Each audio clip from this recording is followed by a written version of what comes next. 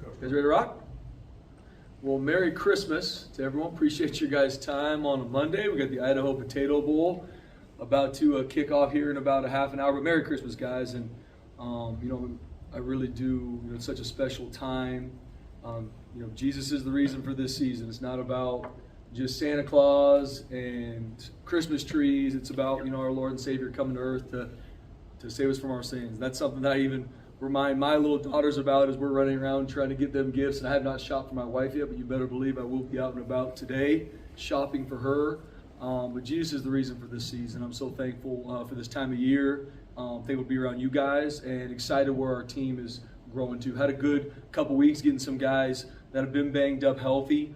And so we had a practice today. Our guys are going to have Christmas Eve and Christmas off along with the staff. And then we'll be back. The 26th is the game week Monday, and we'll hit the ground rolling. But we're in a good place. We got to keep growing and earn the right to play our best on the 31st. And that's exactly what Penn State's going to work to do as well. Think the world of their team. I don't know Coach Franklin, but think very highly of him. A ton of respect for him, what he's done over the years, what he's done this season. I mean, they're a touchdown away from being the Big Ten champs and probably being the number one overall seed in the playoffs. So, ton of respect for him as a coach.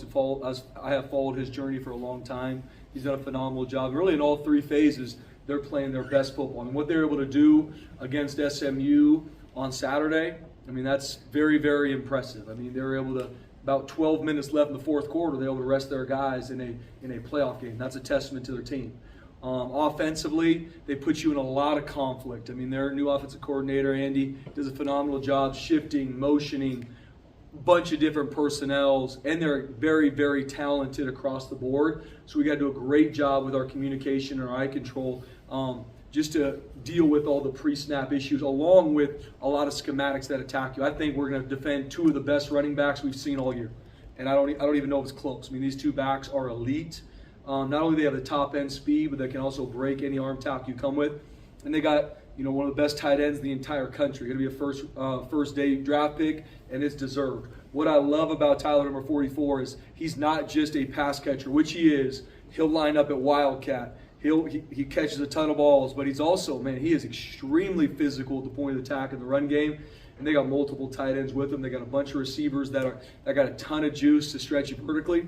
And, their quarterback's an NFL-type kid. I mean, he's long, can run when the pocket breaks down, do have some design runs we got to be ready for, and he can make the big boy throw. So, offensively, they put you in a lot of conflict, and we got our work cut out for us. Defensively, it was on full display what they did this weekend versus SMU. They're one of the best fronts we've seen all season. Obviously, everybody knows about Abdul Carter, number 11. An elite edge rusher. And talk about a young man that's relentless to the football on both sides, number 33 as well. Relentless to get to the quarterback. Kobe, number 41, their linebacker, can go sideline to sideline. Really like their safety, number 1. So they've got a bunch of players on defense that are absolute relentless. They're extremely talented. They play really well together. And it's really hard to get them misaligned, even on shifts and motions, different things. They're very well coached. Coach Allen's done a really good job with that unit. They get lined up, they're on the same page, and then they pin their ears back, and they're on the attack. One of the top run defense in the country, one of the top defense in the country in regards to points scored against them. So we got our work cut out for us on that end. And then special teams-wise, they've done a really good job. And they got elite returners, punt return and kickoff return, and they're going to obviously be aggressive. Phenomenal call by Coach Franklin versus Minnesota on the fake punt that went for 50 to essentially ice the game. They're going to be on the attack special teams-wise, and they're extremely physical on special teams too. Number 0, one of their defensive players does a phenomenal job in all 3 units. We got to know where he is at all times, and they play their best players on special teams. So we got our work cut out for us. It's a phenomenal opponent that we're going to meet down in Arizona, and we're excited to go put the ball down. Is there anything you mentioned getting guys healthy? Are you willing to say anything about Tubner or any of these guys that have been out? Yeah, Tubes is practicing today, so he's in a really good place. BJ, he'll definitely be available for the game. We're just going to continue to work through what that looks like, but he's able to get a lot more reps than he was. He was able to play a little bit in the championship game, not as much as we wanted. That's just because he's an absolute warrior, but he's doing a good job to get back healthy. We'll see exactly what his reps are going to look like in the game, but he was able to get some reps at practice today.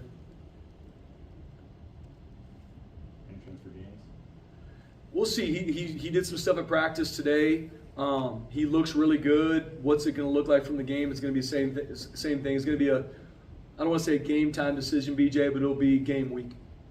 What was it like consuming that game for you on Saturday? Watching, kind of you've known that you're playing in this game for 2 weeks now, but you kind of had to wait until this weekend to figure out who. So, what was it like for you guys just kind of watching this, and how did you choose to watch it?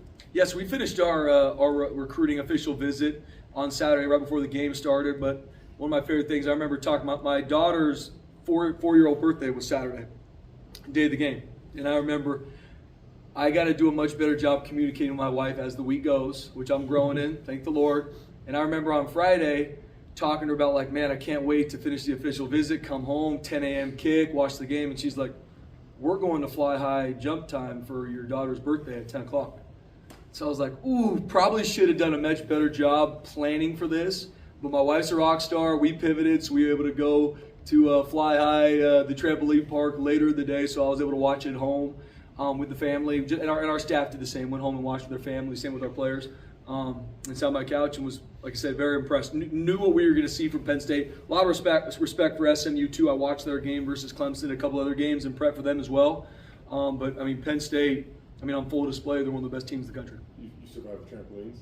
I did barely. Our 2.5-year-old daughter is absolutely fearless, and she took a couple big shots from some big kids, and I thought it was going to go down. So we're all right.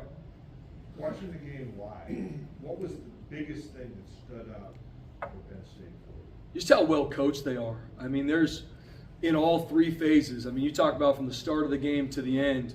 I mean, creating takeaways by their defense. I mean, just started so fast. There wasn't any working into the game. In all three phases, they're extremely well coached, very, very talented across the board. But they're not just out there running around. They're extremely well coached. They're disciplined in all three phases. And obviously, when you watch the film, you could slow it down in your office. But even watching it live, I think was on full display for me. And we saw the 2 pick sixes and another interception.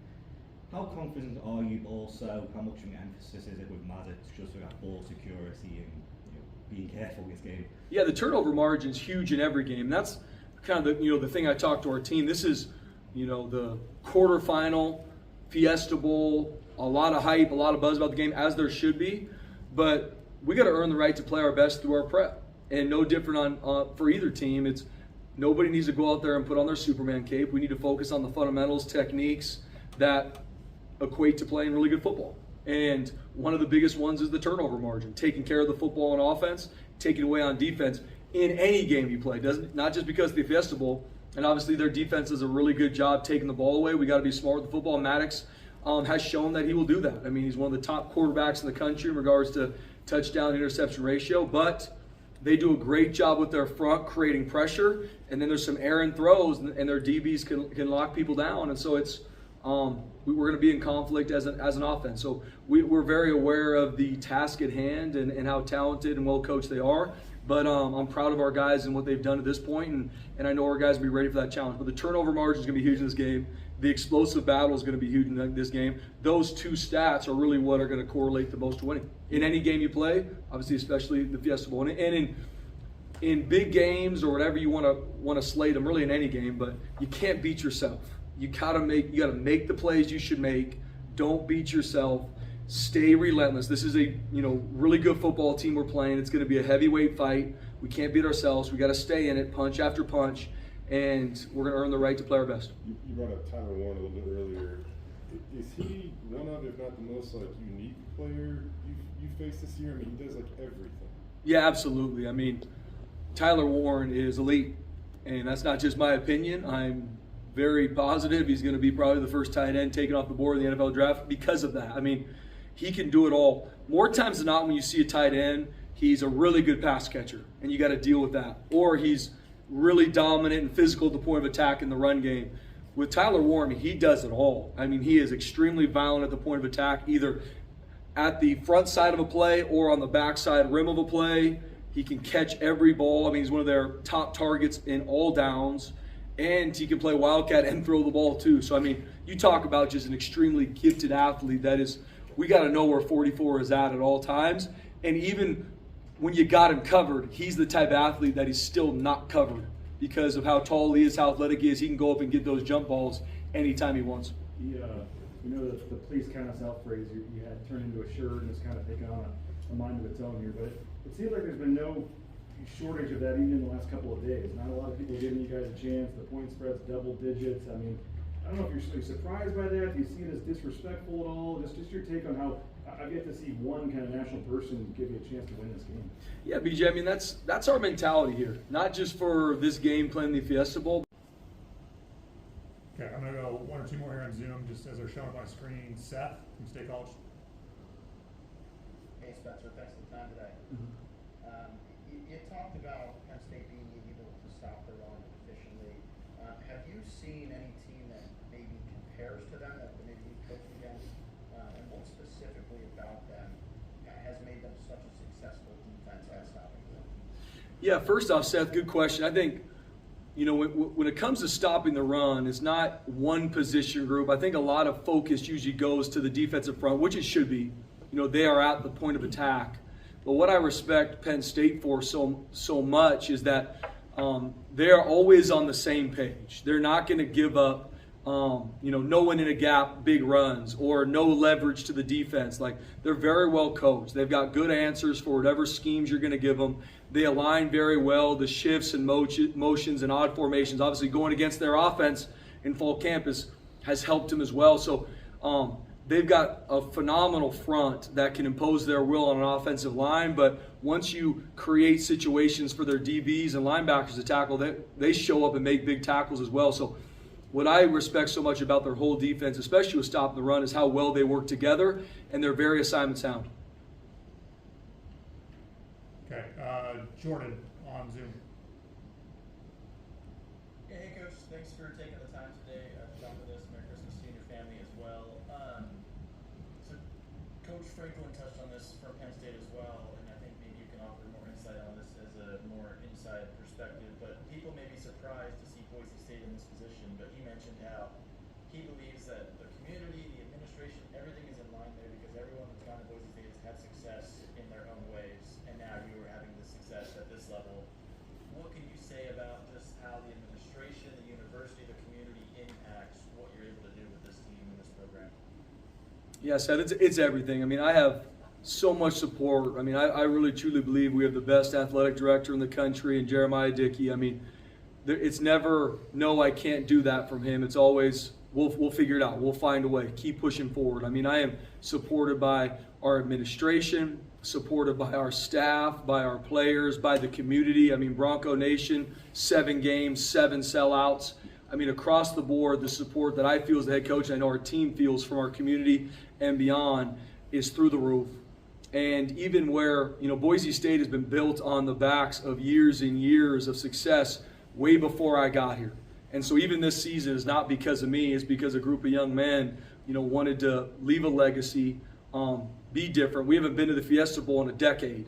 And they said in January, we're going to go get that done. And they went to work. And we do have the support from, like I said, our administration, our ADs, a 10 out of 10, and Bronco Nation is a fan base that is near and dear to our heart that support us at all times. I know they'll show up in a major way now at the Fiesta Bowl, but we might not have what everybody else has, but we definitely have enough, and we're going to continue to push forward. Okay, we'll come back to Zoom, go back to the room here. Spencer, kind of along those lines, along we're talking about it. I was in New York talking to JD, and he mentioned that he's trying to get a new contract for you, and he said the thing that was most important to you is taking care of your assistant coaches. Yep. What do you think needs to be done there to make sure that you're doing what you want to do to take care of those guys, and why is it such an important thing for you to take care of? Yeah, Jay, for me, it's all about the people. It's all about the people. That's your staff and your players. First and foremost, your players, and then secondly, your staff. I mean, that's everything to me. Not just to be successful on the football field and continue to push forward for years to come, but the only reason I do this is to develop people. And so, Jeremiah Dickey's phenomenal, and so with the success comes trying to continue to push the needle. And that's my call to our supporters, to our administration, to the state, that, hey, we have more than enough this season. We're going to keep pushing forward. I'm not the guy that's looking at what everybody else has from either money or facilities or whatever. We have more than enough to be successful and play our best in these games coming forward. But it is something for me to use this to make sure we do sound the horn, and we do continue to need more. We do. And for us to continue to push forward where college football is, for our staff, for our players. We need to grow our staff salaries. We need to. And I know Jeremiah Dickey's aligned with that. We need to. We need to push the needle. If you look at where the games and the teams we have to beat at Boise State, like we've got to push the needle on our staff salaries. We've got to push the needle on the collective and the NIL space for our players. They deserve it. And so that is something I'm very open about because we have the resources in this community. The Treasure Valley has it. The support for Boise State football and athletics, it is here, but we do gotta continue to push forward. What we did this year is not going to be enough going forward. No different a year from now. Like, we got to continue to push the needle, and it's all about people, and that's my biggest push. It ain't about me. It is about our staff and our players, and not saying we got to get all the way to where these other schools might be, but we got to get closer. We got to continue to push the needle and take steps towards where we need to be, and that's a big push for me now, especially when the season's over, because this is home for me. This isn't do a good job and go try and find another one. Like, this is home. This is where God's called me. And the success we're having this year as we continue to finish the season strong, and then it's going to be flip the switch and let's find a way to do it better next season in 25. Like, that's the push and that's the calling, and we need everybody's help to do it. Spencer, you've not been afraid to go for it on fourth down this season. Just a game of this magnitude, everything on the line. How do you balance risk-based reward? Does it change? Is it just going to be the same for you? What is it? Yeah, going into every game is different. And me and our coordinators sit down and we have a coordinator meeting where we talk through it. Hey, what are the situations this game? We do, analytics does come into it, but then it's going to be where's our team at? Where's the situation we're going to go for it? What are the D&Ds that we're going to use that? When are we going to use some of our fake field goals, fake punts? That comes into it. So all those things are me working through with our staff, and just very similar to when I was a defensive coordinator and I went into a game with a game plan. I go into every game with a game plan for situational football. And from timeouts to when to go for it, when to, those are the moves I have to make as a head coach. I'm not calling any three phases, but those are the situations that I go in with a plan. And obviously as a game goes, plans change, and I got to be aware of very adaptable as we work through these. But our players know too. Our players are very aware of the situations we're going to go for, the situations we're going to do these certain things, so we can practice them. I'm sure it works both ways, but what a kind of benefit has Stacey Collins been in the prep with his familiarity with Penn State? Yeah, it's been awesome. I mean, just like anything, he's been able to talk through some of the things they did there. He's able to talk through some of the personnel. Obviously, they hired a new special teams coordinator. They're doing some similar things. They got a lot of new stuff they're using, so not so much a help maybe on that phase. But Stacey Collins, I mean, the amount of prep he goes into to be able to game plan all special teams. It's not like he only does, he does all of it, from the field goal block to all four units. So being able to have an idea of their personnel, knowing kind of a little bit about who these players are, some of the things they did last year, they do have some similarities. They have evolved and grown. It is helpful, but we're looking at it for face value for, how can we play our best on special teams? And we have grown at the end of the season. We need to do a really good job winning the hidden yards in this game. It's going to be hard. They've played really good on special teams, extremely physical, very explosive, but being able to pick his brain every week we play some on special teams is huge for me, and game management as well. But it does help being that he was at Penn State and he can have a little bit of an inside view to some of the personnel. Is he excited for this matchup? Or what was He is. I mean, Coach Collins, if you know him, he's excited for every matchup. I mean, you come in a special teams meeting and it's on. I mean, it is, no matter what time of day, it is on. It is SWAT on the ready, and you better be ready. So I know he's fired up for this game, but not just because it's Penn State. I mean, he knows this team, but we're as a whole team, we're fired up to put the ball down the 31st. Watching the playoff games in the first round, home teams had a big advantage. The weather, certainly the crowd. How much does it help having this game where it seems like it's going to be a level playing field? I mean, tons of Boise State people are going to be there. The weather's not going to be a factor, obviously, because of the dome. How much are we going to see maybe a better game because of the fact that everything seems to be pretty much even? Yeah, I think it's a good question, Bob. I think just like anything, there is home field advantage. I mean, we feel that when we play on the blue. Obviously, Penn State feels it at home with 115,000 fans. They do a phenomenal job selling out. So when you play at a neutral site, I know Penn State's going to travel really well. I know Bronco Nation's going to travel really well. So it'll be a good mix of the fan bases down in Arizona, and the ball's going to be put down. I mean, at the end of the day, it's all about our prep to go play our best. where the game's being played, what fans are there, that is nothing that we control. But what we do control is our prep to go play our best, and especially not letting the moment become too big either. Like, that's where it all comes down to practice performance for us here. So you want to go play your best on the 31st? That's how I prep in the meetings, how I practice every single day. Because then on the 31st, I'm not going to say much to them. It's go cut loose. You've earned the right to go play your best. Go do it for each other.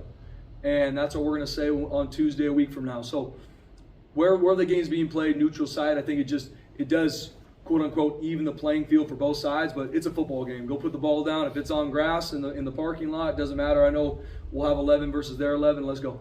We asked you on Selection Sunday, 2 weeks ago, about the time off and how it would benefit Ashton, but seeing him actually have time off and talking with him, like, how much has this and will this help him, come New Year's Eve, in your opinion?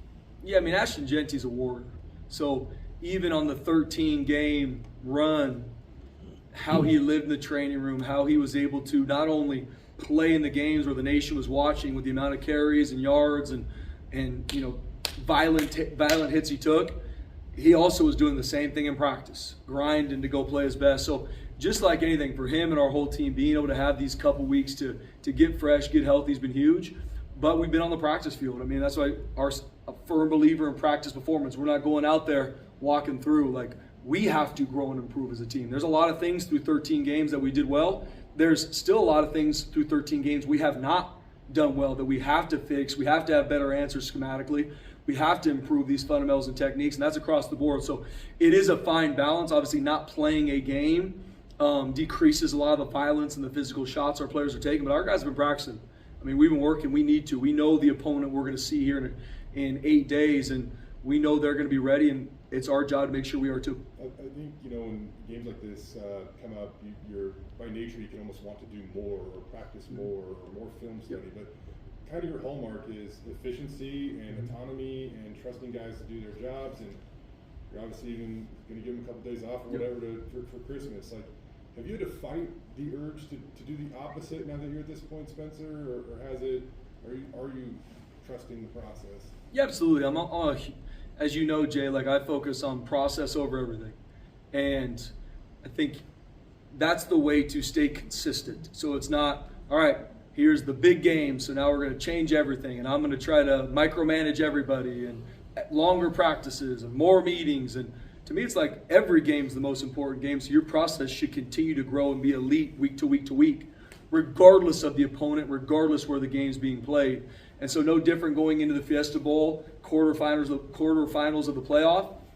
I just want to make sure we do our process better than we've ever done it. And that's the same way when we played UNLV in the championship, no different than the week prior. Like, we're always just trying to do us better.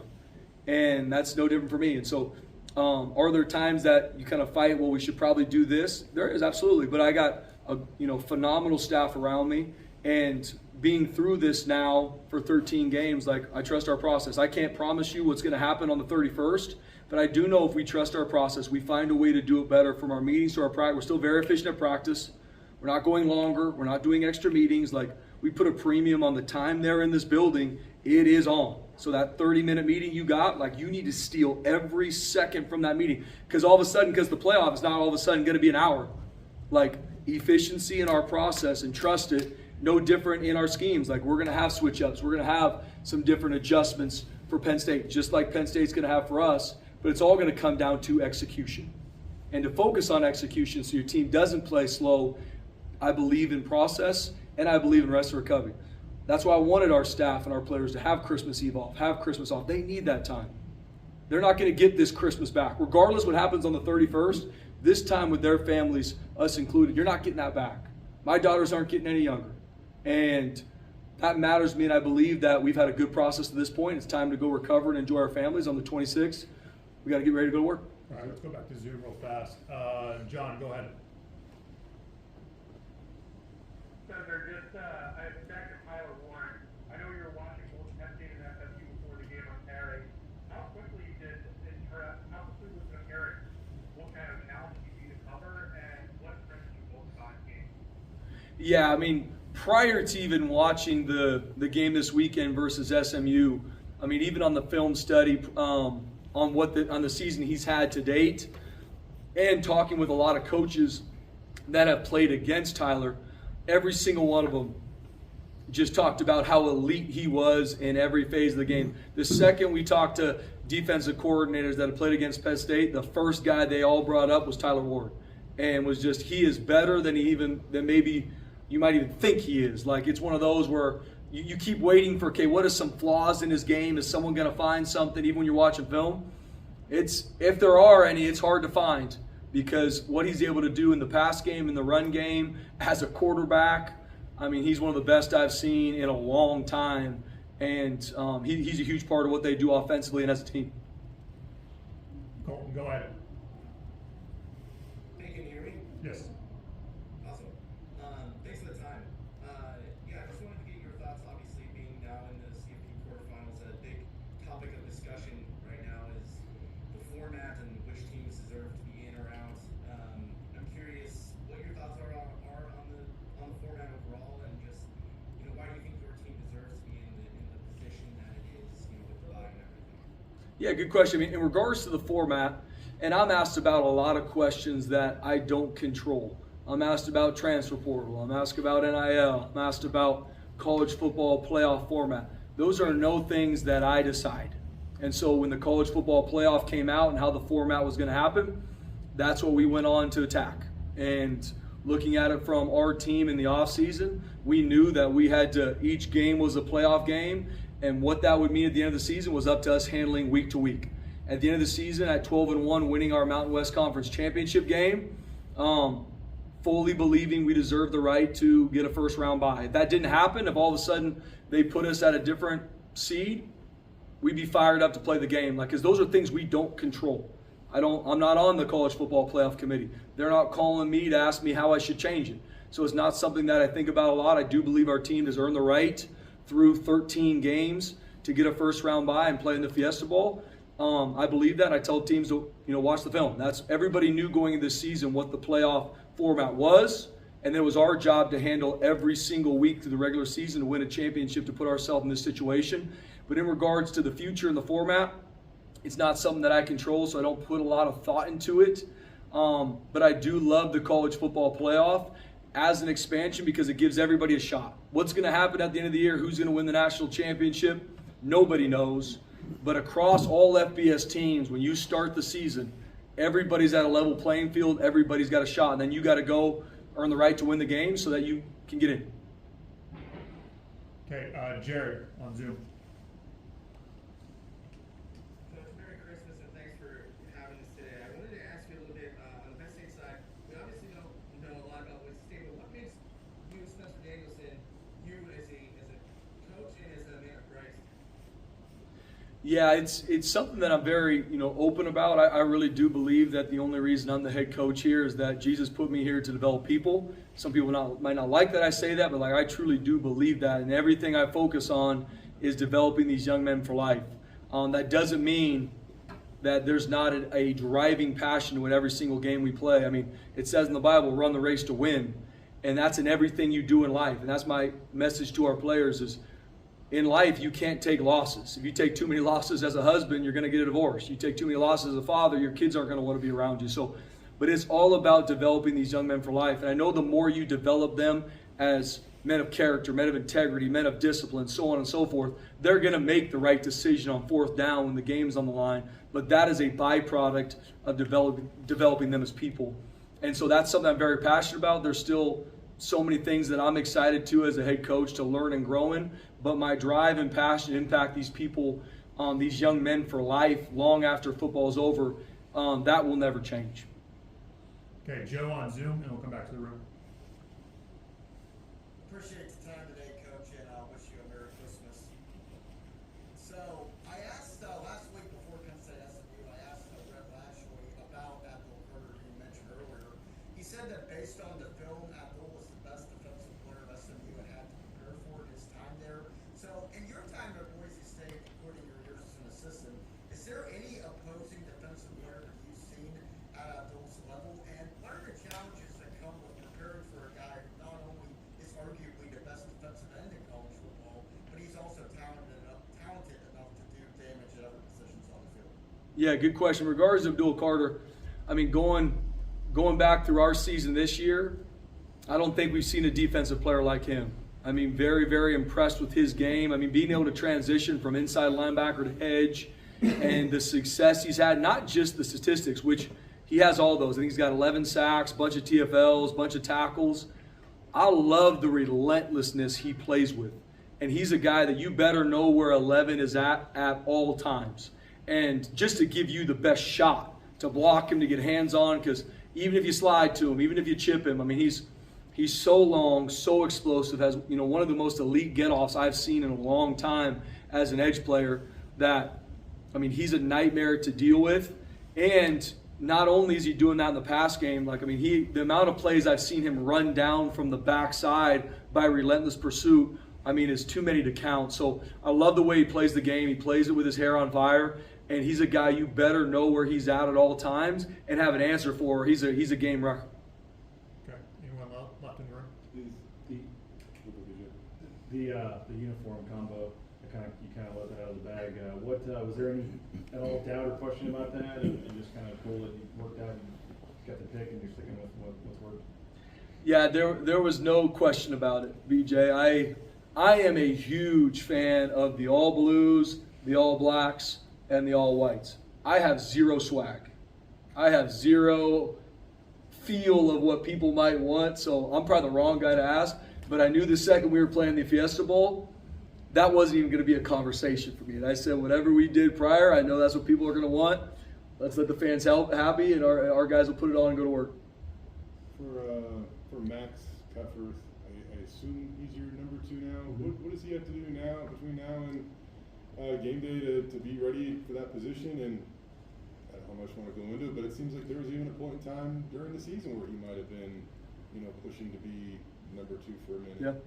Yeah, Max has done a great job. I mean, as a redshirt freshman, a walk-on, just fighting his absolute tail off. Last year on scout team, the scout team quarterback is a nightmare job, and just doing it with a smile on his face and continue to get better. Coach Cutter's done a phenomenal job with Max, and seeing him, as the 3 quarterback or the 3rd quarterback, you don't get a ton of reps through the season. But just seeing him even the past week and a half, the reps he's getting, I mean, we do 2-minute versus our defense, and seeing him operate, execute, I mean, Max Cutforth is going to be a really good player for us. And even seeing him today at practice, I mean, executing the offense, making the throws he needs to, being smart with the football. So all those things aside, being a redshirt freshman and he's doing a really good job. And we have full trust in him. And even talking to our leadership group, they brought that up too. Like, Coach, seeing Max the past week and a half, he's doing a great job. Like, we have full confidence in him. If Maddox goes down, like, Max, you're up, and let's go run the offense. All right, thank you, everyone.